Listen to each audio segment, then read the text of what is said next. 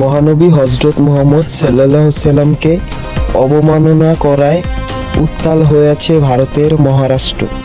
সম্প্রতি ইসলাম ধর্মকে বিতর্কিত মন্তব্য করেন হিন্দু ধর্মের এক প্রচারক। তাকে সমর্থন জানায় রাজ্য বিজেপি এক বিধায়ক। এ নিয়ে খুবই রাগান্বিত হয়ে ফুঁসে ওঠে সেখানকার মুসলিমরা। ডাক দেন বিক্ষোভের। প্রতিবাদে মুম্বাই অভিমুখে মার্চকে কেন্দ্র করে হাজার হাজার মুসলিমদের বিক্ষোভ। মহানবীকে অবমাননা করায় ধর্মীয় প্রচারক এবং বিজেপি নেতা শাস্তির দাবিতে এই বিক্ষোভ।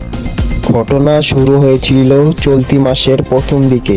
মহানবী এবং ইসলাম ধর্মকে নিয়ে কটূক্তি করেন রামগীতি মহারাজ। তাকে সমর্থন দেন রাজ্যের বিধায়ক নির্দেশ রানা এবং মুসলিমদের ঢুকে মসজিদের ওপর হামলা করার হুমকি দেন।